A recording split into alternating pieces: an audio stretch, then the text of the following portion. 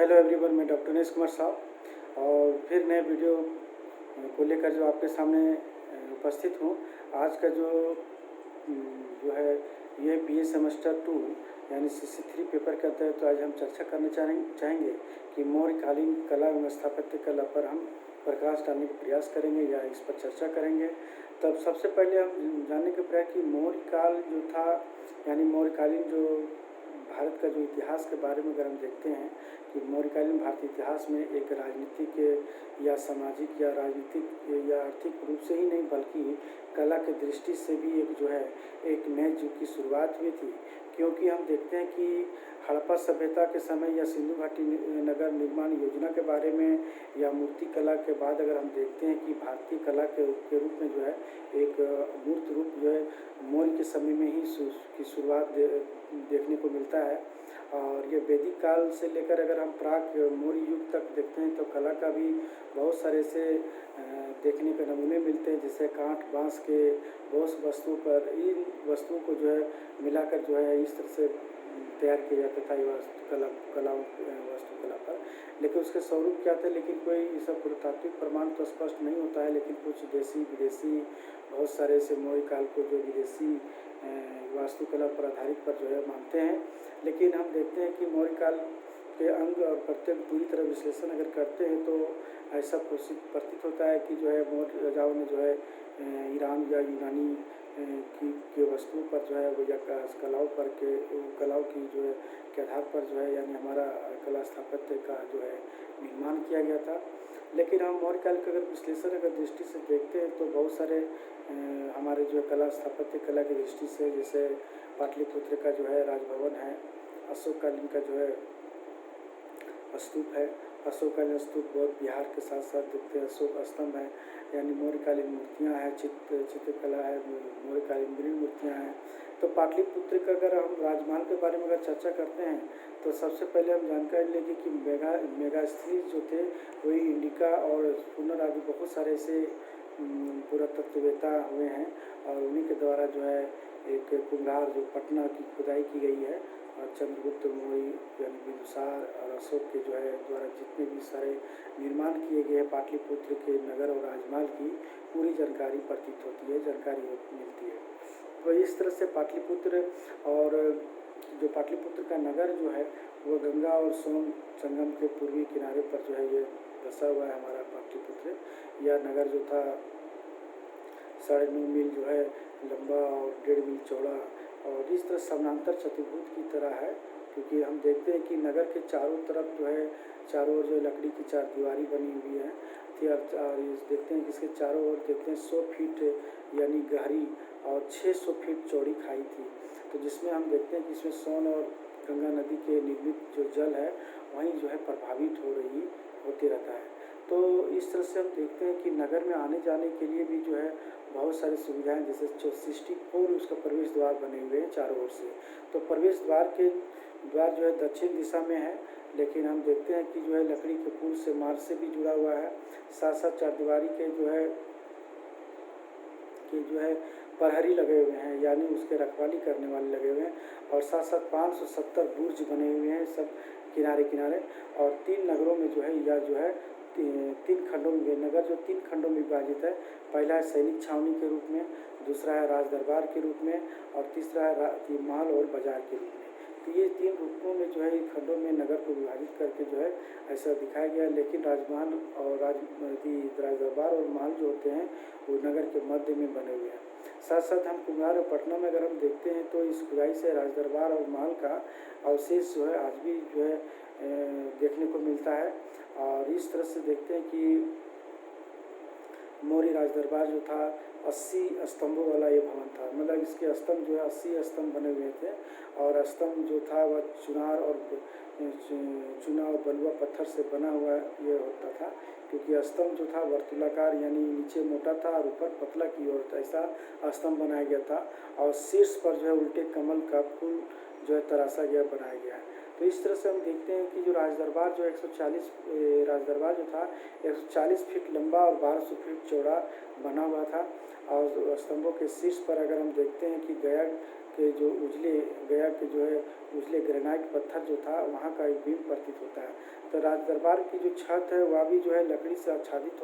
दिखाई प्रतीत होता है, क्योंकि स्तंभों की जो मध्यकालीन गहरे और लाल रंग की जो है चमकीले मार्जिन से पॉलिश चढ़ा हुआ है ऐसा प्रतीत होता है। लेकिन राज दरबार के धातु के जो बने बेल बूटे और झाड़ और फाती फुनुस से अलंकृत बहुत सारे ऐसी चीज़ से अलंकृत किया गया है। राज दरबार से जुड़ा जो है राजप्रसाद भी है। इसका निर्माण जो है ईंट और पत्थरों से किया गया। राजा का जो सैन्य कक्ष था वह अंतःपुरी यानी काफ़ी सुरक्षित के रूप में प्रतीत दिखाई पड़ता है। अग्नि और सर्प का भय से सुरक्षित किया गया था ऐसा प्रतीत होता है। यह भी जो है लंबे गलियारा यानी कॉरिडोर को जो है पार करके जो है यानी अंतापुर और महल अंतापुर का प्रवेश संभव था, क्योंकि नगर की जो संरचना है तो ज्ञान उतना तो नहीं हो पाई, लेकिन इसकी अंतापुर जाने के लिए प्रवेश संभव था। और इस तरह से देखते हैं कि 700-800 वर्ष बाद जो है एक चीनी यात्री जो फयान थे, ये मौर्य प्रसाद की विवरण करते हुए यह भी उन्होंने भी लिखा है कि राजप्रसाद की जो मानव निर्मित नहीं बल्कि यह देवताकृत है, यानी देवता द्वारा बनाया गया देवतुल्य है। लेकिन पसार स्तंभों और दीवारों के पर जो खड़ा जो राजप्रसाद की अद्वितीय कलाकृतियाँ जो है एक अलंकृत के रूप में, जिसे दुनिया कहते हैं कि दुनिया जो है मानव ये दुनिया को जिस तरह से दिखाया गया है ये मानव नहीं बना सकता है। तो यह बड़ा अचंभित वाली बातें हैं। और इन्होंने फयान जो बातें कही इसके बारे में जो एक इतिहासकार और बताते हैं कि पाषाण स्तंभों से जो निर्मित मध्यकालीन जो राजभवन है वो पुरातत्व की दृष्टि से सबसे प्राचीन ही नहीं बल्कि भारतीय स्थापत्य कला की दृष्टि से जो है सबसे ऊंची तकनीक के रूप में और सौंदर्य प्रेम की तरह एक कलात्मक रूप से जो है एक भावनात्मक रूप से जो है इसका उदाहरण ऐसा प्रतीत होता है। यहाँ ये भी देखने को मिलता है कि इतिहासकार और बताते हैं कि ये महाभारत के जो है सभा पर्व के जो वर्णन जो किया जाता है जो युधिष्ठिर की का जो मूर्त रूप है उसी का शायद साहित्यिक परिकल्पना के रूप में यह उजागर किया होगा। तो इस तरह से हम बहुत सारे ऐसी बातें कहा जा सकता है कि मौर्य प्रसाद जो था यानी पाटलिपुत्र का महाभारत के कथा कारों के अनुसार जो है या सभा पर्व के अनुसार का विवरण ऐसा प्रतीत दिखाई पड़ता है। यानी मौर्य राजप्रसाद का सबसे प्राचीन राजभवन का निर्माण कला की दृष्टि में सबसे प्रसिद्ध नमूना रहा होगा। तो इस तरह से इतिहासकारों का जो है अपना अपना बातें हैं।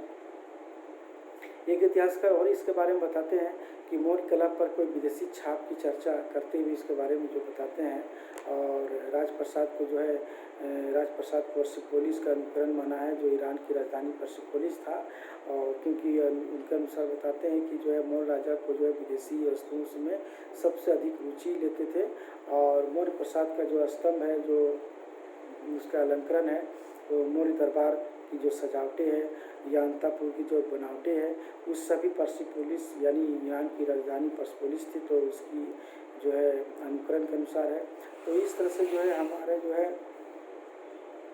सभी इतिहासकारों का जो है अपना अपना बातें जो है इस मत को जो प्रकट किए हैं। फिर भी लेकिन चंद्रगुप्त मौर्य और उसके उत्तराधिकारियों के समझ बहुत सारे अनुकरण का उदाहरण नहीं मिलता है, लेकिन बहुत सारे ऐसे मिलते हैं। तो इस तरह से देखते हैं कि मौर्य गुफाएं के बारे में चर्चा करते हैं कि मौर्य गुफाएं जो था गया के बराबर और नागार्जुन शैली के द्वारा जो है अशोक के जो है 4 गुफाओं का जो है निर्माण का जो विवरण दिया गया है। और उसके पुत्र जो दशरथ है वो 3 गुफाओं का निर्माण उन्हीं पहाड़ियों में जो है किया गया है और वहीं पर है, क्योंकि उनमें जो है सुदामा और लोमस ऋषि का जो है 2 कमरे वाला जो है शेष कमरा वाला जो छोटे आकार के है उसमें सुदामा सबसे प्राचीन के रूप में जो है प्रतिष्ठापित किया गया। तो इस तरह से देखते हैं कि अशोककालीन शासनकाल में जो 12वें वर्ष जब था तो उस समय अशोक जो है खुदवाए थे। और इसमें जो प्रकोष्ठ है एक वृत्ताकार है और एक आयताकार है। तो दोनों की जो छत है वह झोपड़ी नुमा की तरह प्रतीत दिखाई पड़ती है। और लोमस जो गुफा जो था उस सुदामा गुफा की तरह ही बनी हुई। तो हम परंतु लेकिन हम देखते हैं कि यहाँ प्रवेश द्वार एक मेहराबदार की तरह जो है प्रतीत दिखाई पड़ती है और बूटों से, बेल बूटों से भी जो है अलंकृत किया गया है। हम यहाँ ये भी देखते हैं कि बराबर की पहाड़ी में जो है कर्ण चौपड़ की गुफा जो है बनावट भीन की तरह है और इसके भीतर प्रकोष्ठ बना हुआ है और प्रवेश द्वार जो बनाया गया है वह जो है आयताकार के रूप में कोष्ठ यानी काठ के रूप में जो है बनाया गया है। नागार्जुनी पहाड़ी में अगर आप देखते हैं तो वहाँ भी जो है गोपी गुफा नाम है जो सबसे भिन्न है और सबसे अलग टाइप का है। उसका जो आकार है एक जो है सुरंग नुमा की तरह बना हुआ है और इसमें एक ही कोष्ठ है बने हुए हैं तो इसके प्रवेश द्वार में जो है लकड़ी के चौखट बने होने का जो है प्रमाण भी मिलता है। यानी इस तरह से देखते हैं कि शैल गुफाओं के आजीविकों को रहने के लिए जो है बनाई गई थी अशोक के द्वारा। और आजीवक जो ब्राह्मण होते थे सन्यासी ही हुआ करते थे। तो बहुत सारे से इतिहास का जो है अशोक दशरथ के जो बारे में बताते हैं कि अशोक दशरथ जो थे उनके द्वारा जो निर्मित गुफा जो थे विदेशी छाप होना भी बात को मानते हैं कि विदेशी द्वारा जो शायद बनाया होगा। इन गुफाओं की तुलना ईरानी गुफा से करते हैं लेकिन दोनों गुफाओं को अगर हम देखते हैं कि अंतर स्पष्ट करते हुए अनदेखा बहुत करते हैं क्योंकि ईरानी गुफा जो छत की तरह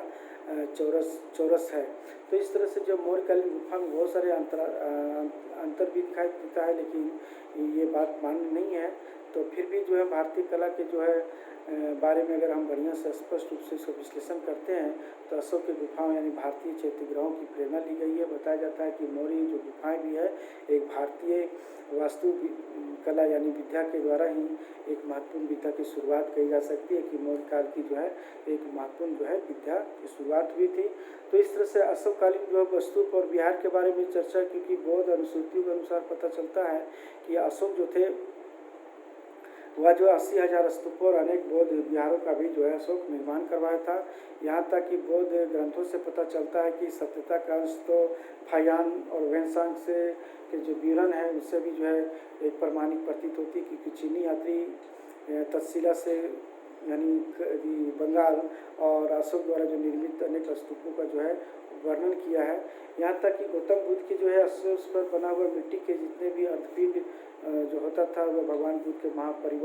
महापरिनिर्वाण की प्रतीक भी माना जाता है। तो इस तरह से अब देखते हैं कि गौतम बुद्ध की मृत्यु पूर्व के जो अपने शिष्यों को अपने अस्थि अवशेषों को जो है स्तूप बनाने का जो है एक आदेश दिया था। तो इस तरह से जो है वैदिक अंत्येष्टि का संस्कार का एक अभिन्न एक अंग के रूप में था।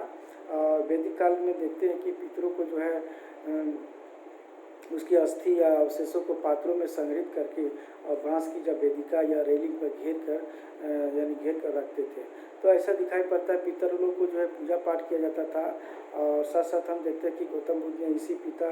के उद्देश्यों यानी इसी पितर पूज्य को जो है पूजा को है उद्देश्य को लेकर जो है बौद्ध स्तूपों का भी पूजने का आदेश दिया था। यानी जिस तरह से जो वैदिक काल की जो संस्कारें होती है उसी तरह जो संस्कार शायद करने के लिए जो अशोक ने इस तरह से आदेश दिया था। अशोक ने हम देखते हैं कि बौद्ध स्तूप जो पूजा को विस्तार करने के लिए स्तूप के पास यानी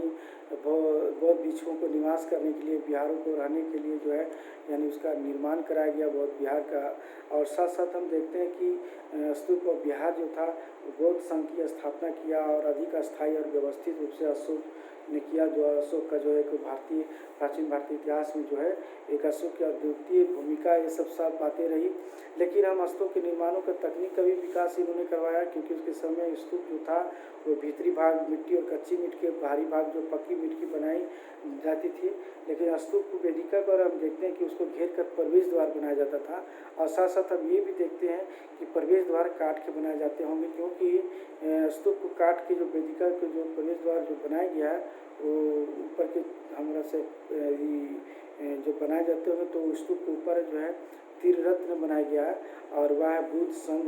और धम्म के रूप में जो है इस तरह से दिखाई पड़ता है। तो प्रतीक के रूप में जो है काठ के रूप में छत्र लगाए गए हैं सब सारी बातें। तो इस तरह से बौद्ध यानी वास्तुकला के क्षेत्र में एक आधारशिला के रूप में ये काल में ऐसा लगता है कि रखी गई है अशोक के द्वारा क्योंकि अशोक ने जो निर्मित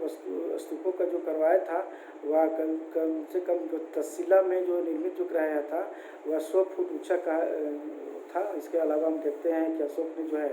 मथुरा में भी जो है और कपिसा, प्रयाग, कपिलवस्तु, पाटलिपुत्र, नालंदा, बोध गया, भुवनेश्वर इत्यादि बहुत बड़े बड़े स्तूप भी बनाने का प्रयास किया है। यदि बनवाया था भी, क्योंकि पाटलिपुत्र की खुदाई से अशोक के निर्मित बौद्ध विहारों का जो है अवशेष मिला है। और इससे प्रतीत होता है कि अशोक ने जो तीर्थीय बौद्ध संगीति का जो आयोजन विशिष्ट कार्यों के लिए जो निर्माण कराया था, क्योंकि अशोक द्वारा पाटलिपुत्र जो बोधि वृक्ष है वो उसकी स्थापना कराए जाने का जो है ऐसा प्रतीत दिखाई पड़ता है। तो इस तरह से जो है अशोक का स्तूप और विहार की बात है। लेकिन अशोक का स्तंभ के बारे में चर्चा अगर करते हैं तो सबसे पहले हम देखते हैं कि अशोक का स्तंभ जो था वो मौर्य काल का एक बहुत ही एक सौंदर्यपन की कृति जो है माना जाता है इनका, क्योंकि अशोक के धम्म का जो आदेश था, आदेश के अनुसार जो खुदवाने की जो व्यवस्था थी, गौतम बुद्ध की जीवन की जितनी भी प्रमुख घटनाएं थी, घटनाओं से संबंधित जितने भी सारे हैं, तो ये सब जो है लगवाने के लिए चुना का जो है एकाश में स्तंभ बनवाया गया और बाद में जो है उसको लेख के द्वारा जो है तीर्थ स्थानों पर लगवाया गया, लिखे गए। और कई कुछ विद्वान तो यह भी बताते हैं कि जो है अशोक ने मध्य प्रदेश के मिलने वाले उप राजधानियों की इंगित करते हैं। लेकिन इस तरह से बात तो नहीं है, लेकिन पश्चिमोत्तर सीमा प्रांत में और दक्षिण भारत में जो एक साथ लागू नहीं होती है। फिर भी मुख्य रूप से उत्तर भारत में ही जो है अशोक का जो अभिलेख देखने को मिलता है, क्योंकि अशोक ने जो थे कितने स्तंभ लगवाए थे यह ठीक प्रतीत नहीं पता चलता है, क्योंकि फयान बताते हैं अशोक ने जो है 6 स्तंभों और वेद संघ बताते हैं कि 15 स्तंभों की चर्चा करते हैं इस बात को कि इतने लगवाए थे। लेकिन अभी तक 20 स्थानों का स्तंभ प्राप्त होने की सूचना मिली है। अशोक का जो धम्मलेख है शेष लेख रहित के रूप में भी दिखाई पड़ती है, क्योंकि बिहार से जो है 10 स्तंभ यानी रामपुरवा से 2 और लोरिया नंदनगढ़ से जो है 1, कौशाम्बी से 2 और दिल्ली मेरठ और टोपरा से 1 और हमारा सांची से भी 1 और नेपाल की तराई से भी यानी रुमनदेही या लुम्बिनी से निगली सागर से 1 प्राप्त हुआ है। तो इस तरह से देखते हैं कि जो है हमारा जो है इस तरह के जो है स्तंभ दिखाई पड़ता है। अशोक का हम स्तंभ देखते हैं कि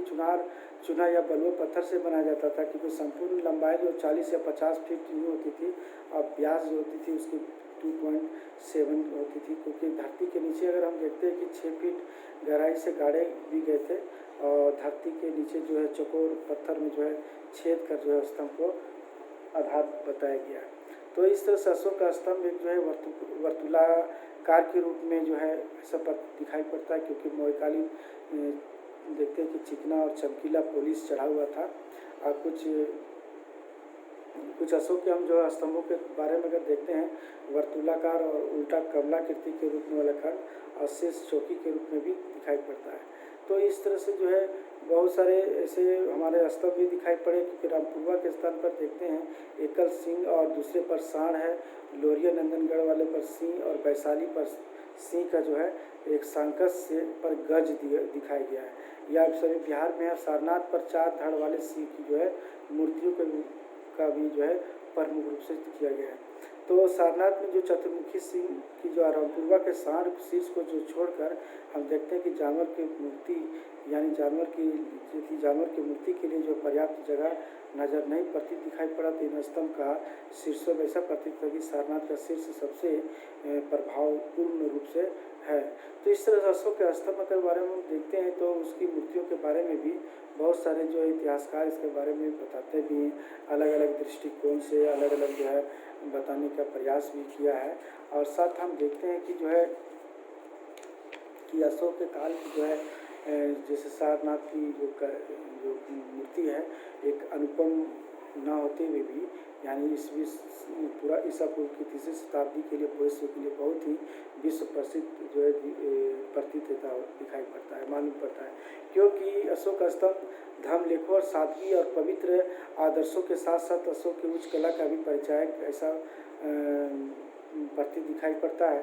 क्या हम अगला देखते हैं कि जो है मौर्यकालीन मूर्ति कला के बारे में, क्योंकि अशोक ने जो है अशोक स्तंभों के बारे में जो शीर्ष मूर्ति यानी लोक कला के रूप में जो है एक महाकाव्य के रूप में या यक्षिणी की मूर्तियों का निर्माण भी जो है देखा जाता है। तो इस तरह से बहुत सारे ऐसे दिखाई पड़ता है कि महाकाव्य के जो यक्षिणी की जो मूर्तियां हैं वो आज जो है बहुत अधिक संख्या में क्षेत्र में जो है पाई गई है, और या मथुरा से और कलिंग से और पाटलिपुत्र से भी और विदिशा से भी इस क्षेत्र में जो फैले लगभग 1 दर्जन से अधिक यक्षिणी की जो है मूर्तियाँ मिली है। मथुरा से 3 और पटना से 3 और साथ-साथ जो है बेशनगर से 2 और एक-एक मूर्तियाँ जो है और भी बनारस, ग्वालियर,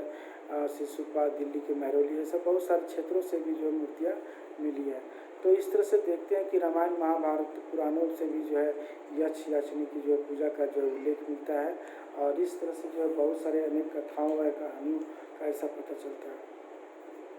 मृण मूर्तियों के बारे में अगर हम देखते हैं कि मृण मूर्तियों में मौर्य काल के जो है कुम्भकार ने जो है मृण मूर्ति का भी बहुत अच्छा विकास किया था और इस काल में देखते हैं कि मृण मूर्ति की जो विशेषकर जो मूर्तियों के शीर्ष जो होते थे, एक आभूषण, एक श्रृंगारपन जो है प्रदर्शन किया गया है और साथ साथ हम देखते हैं कि पुरुष जो थे मृण मूर्ति में जो है पगड़ी धारण किए हुए मूर्ति दिखाई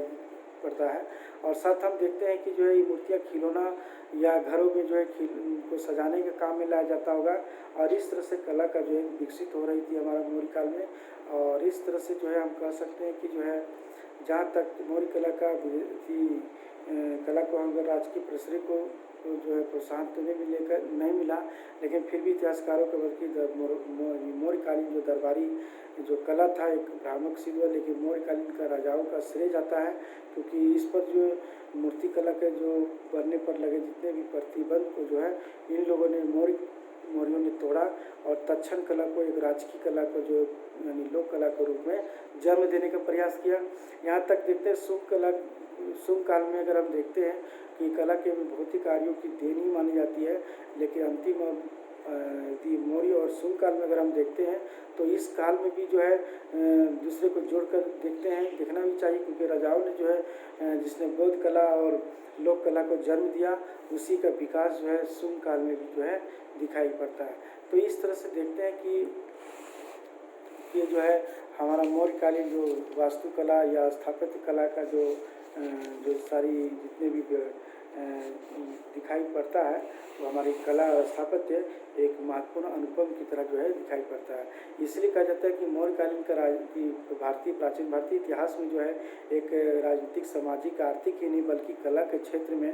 सबसे प्रसिद्ध अनुपम कृति के रूप में माना जाता है। तो इस तरह से हम आज का वीडियो जो यहीं समाप्त करते हैं। अगला वीडियो में दूसरे विषय को लेकर फिर मैं उपस्थित होऊंगा।